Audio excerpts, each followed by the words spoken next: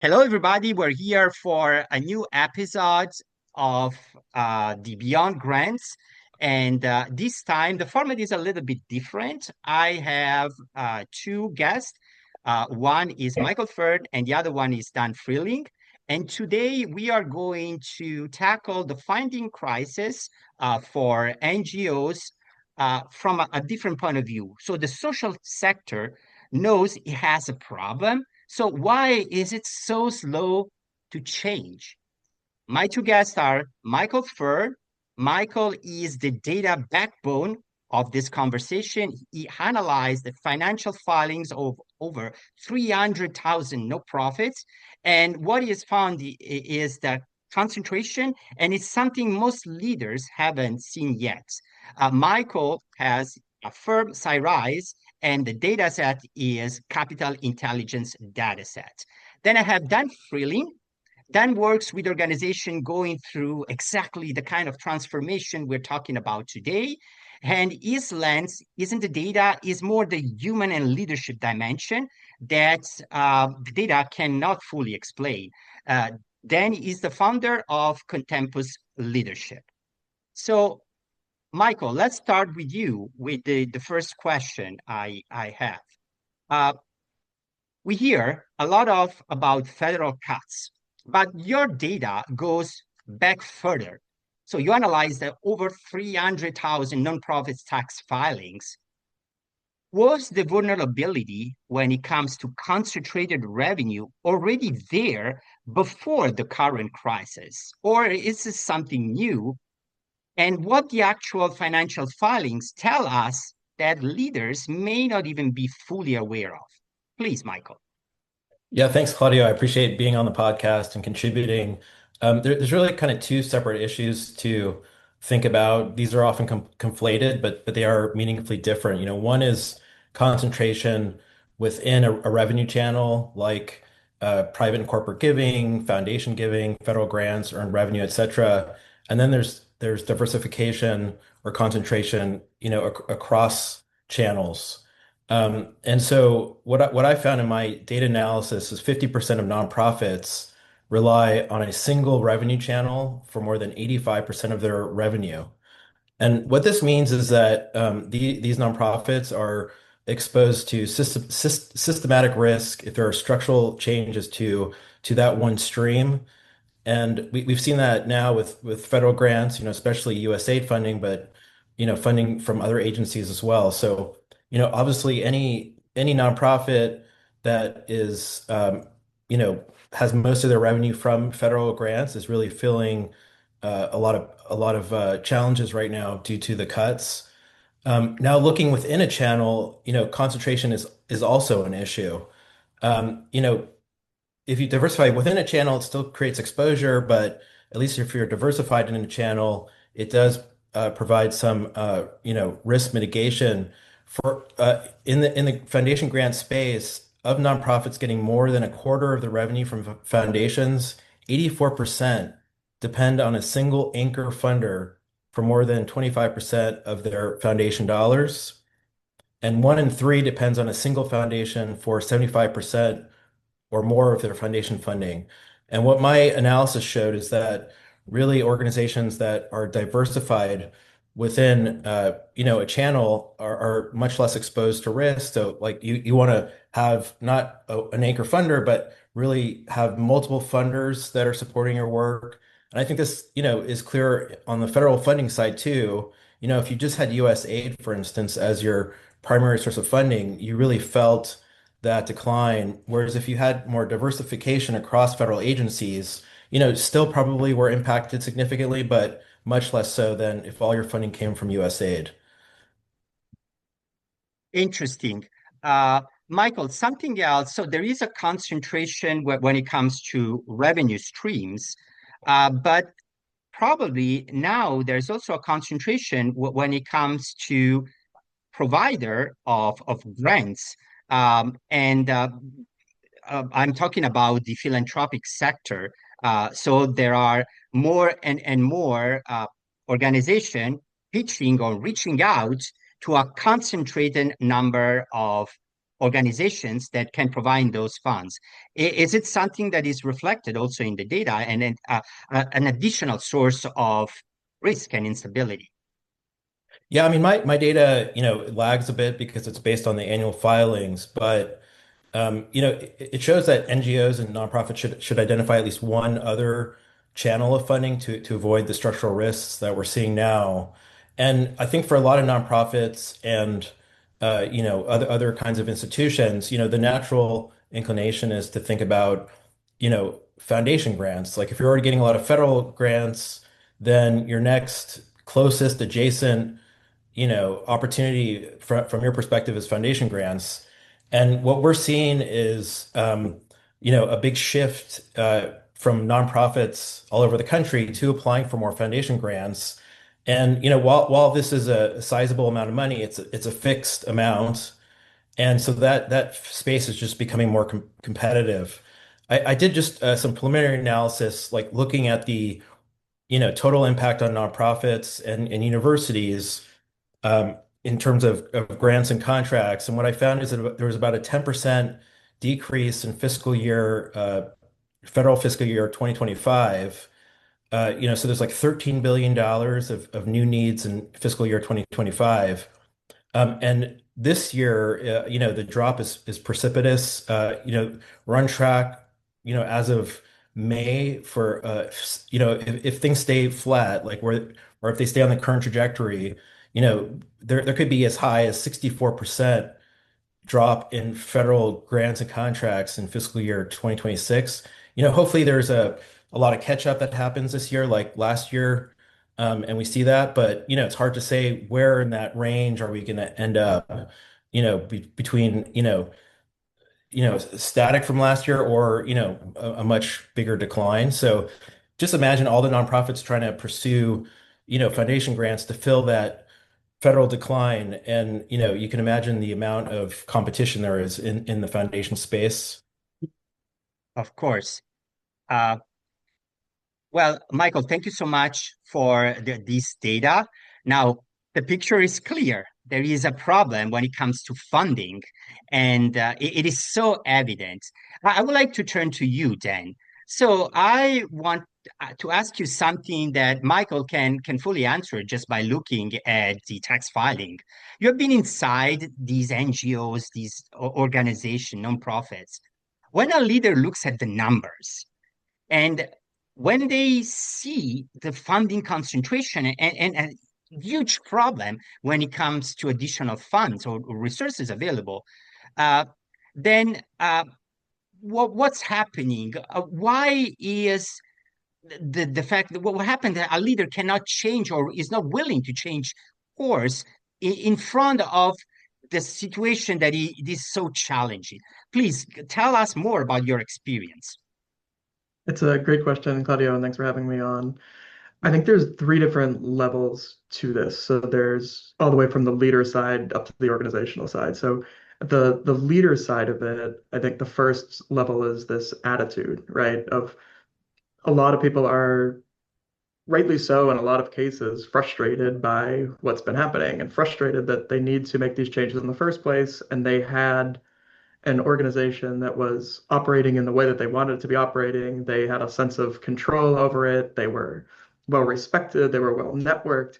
And now there's this change, and that can lead to a lot of resistance from the individual executive, from the individual leader's point of view of, you know, why should I even be having to do this in the first place? And I think that's probably the first hurdle to get over is recognizing the situation for what it is and deciding to make this change.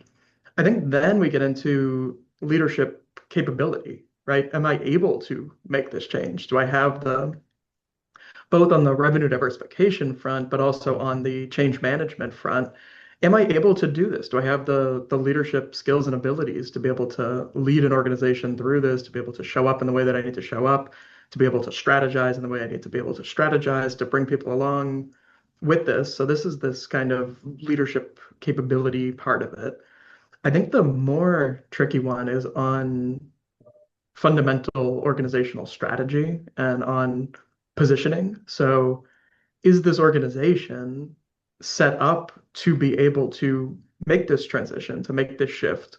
Or is it set up in such a way that making this shift is very difficult? And I would encourage people to actually give that some thought and say, if this organization has a role in this new way of working, let's go and let's change that. But also, is this particular organizational structure the right one to work on the type of problems, to seize the type of opportunities that we want to be going after? Or is it better to start new and have a new kind of organization that can really be set up to take these on in that kind of a way? Is it better to merge? There's been a lot of this talk of mergers, of partnerships, all of this kind of stuff, but are we kind of structurally set up to take this on? Interesting. I see all these different levels. If I may, I would like to come back to the leader part. And I would like to ask you, what's the moment you recognize in a leader that tells you they're actually going to make a major shift versus the one who will keep saying the right things, but in the end, not really change anything?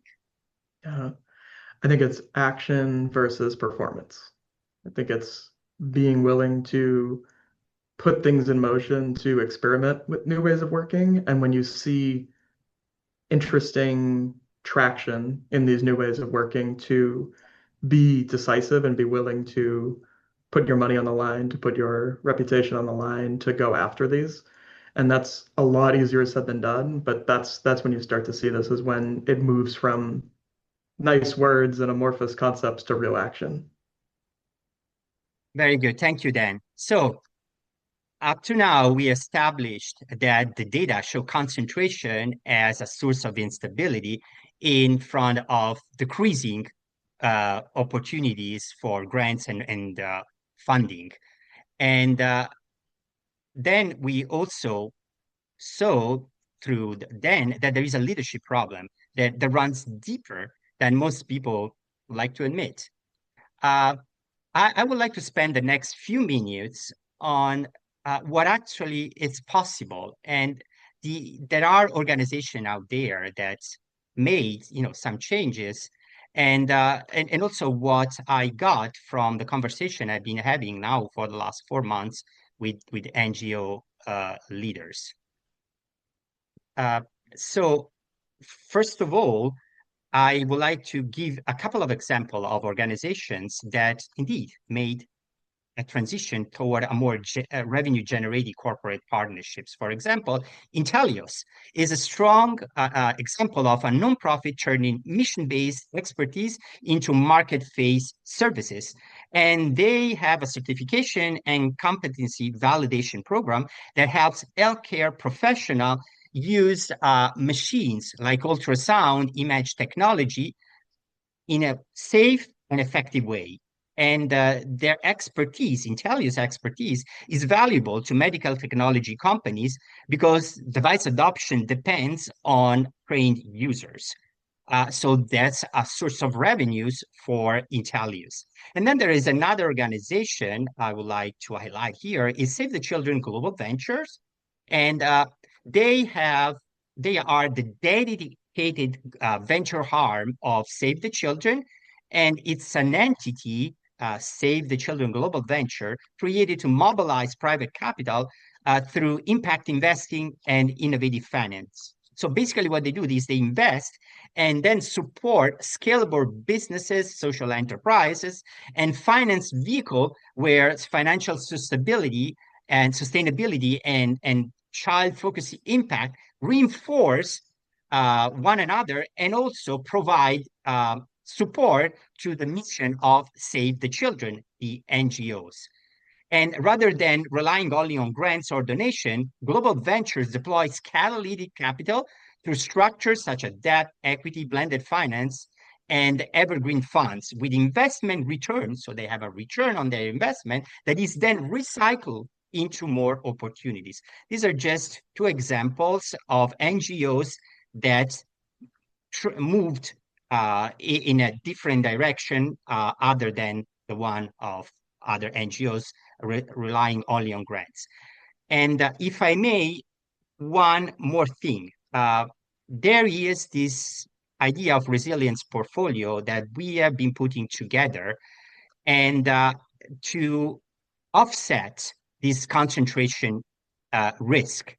And we believe that the opportunity here is to create a portfolio of different revenue streams that does not concentrate only on one, grants or donations. And we thought that this portfolio can have four major categories. Grants and philanthropy, most organizations already, they're doing this, and so it stays in the mix. Then another thing, monetizing assets, what the NGO already knows, expertise, networks, on the ground intelligence, and there are private sectors, stakeholders willing to pay for this. And then revenue generating partnerships with corporations where the NGO solves a real business problem and then get compensated for doing it. And then finally, blended finance, where the project itself generated enough surplus to keep going without going after a next grant cycle. There isn't like a mix that is applicable to any NGO. The mix, if the revenue stream varies according to the NGO case by case, but what we want is to pass this idea of mix. And it's important to diversify revenue stream and not concentrate on one revenue stream. Michael, Dan, if you want to add something, please. Yeah, I just want to kind of build on a few points. One, Dan's points about the challenges, really resonated with me. And I want to kind of build on that. I think one of the biggest challenges for leaders is, not only building the leadership capabilities, but also, looking at the entire organization and like what staff, what functions do they have currently? Do they support both what they've done traditionally and maybe some new efforts that they're exploring? That then talks about or speaks to like the importance of investment. That for a lot of organizations, they probably need to invest in new staff, could be consulting, it could be ways to explore these new revenue channels.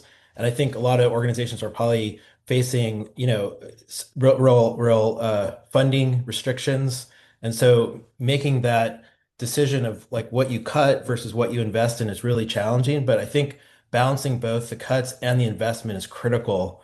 And from what I've seen in the landscape, is a lot of people are focusing on the cost cutting, but not the investment to think about the sustainable future. And so, would encourage leaders to think about both sides of that, even though I recognize how challenging that really is. And then also, Claudio, your examples were terrific. I mean, there are other NGOs that also have really interesting earned revenue models. Goodweave is one where they have about $1 million in revenue from a child labor-free certification mark. One Acre Fund is another example where they sell seed and fertilizer on credit to small holder farmers all over the world. They generate almost $250 million from that. Some interesting uh, data impact companies like ID Insight, where they generate about 36% of their revenue from program service fees. And that's one organization that in my data has shown a real increase in earned revenue over time. And so we know these things are possible, and it's just a matter of like, thinking entrepreneurially and really making sure you have the leadership and the capabilities to, to develop these strategies and to implement. Great. Thank you, Michael. Then any suggestion you want to give to NGO professional leaders who are experiencing this crisis? Yeah, I think that's right on from Michael. I think there's a lot to learn from some of these social enterprise models in this, and then making it work for that particular NGO's particular situation, as you said, Claudio. So, um, yeah, I think there's a lot there with it, and I would say basically it's tempting to look retrospectively and say we made X million in revenue from these different things in the past, so we need to just keep doing that. And I think the real moment here is a leadership moment of how do we look forward and how do we say, how do we get from where we are now? How do we take advantage of all the strengths that we bring into this? But how do we really look forward and move into this new future in a way that's going to best serve our mission? Great. Michael, Dan, thank you so much for your expertise and your time. And to the audience, we hope that you like this new format. There will be more coming, and hopefully we'll go deeper into specific organization and how they made this transformation and how it looks like. I encourage the audience to listen to the Beyond Grant podcast, then forward-looking leadership podcast too, and follow Michael and his research on LinkedIn and its publications. I would like to leave you with one closing provocation. So, if you are a nonprofit executive listening to this podcast, what's the first honest question you should ask yourself after listening to this podcast? Again, thank you so much to the guest and the people who are going to listen to the podcast, and stay tuned. More is coming. Bye bye.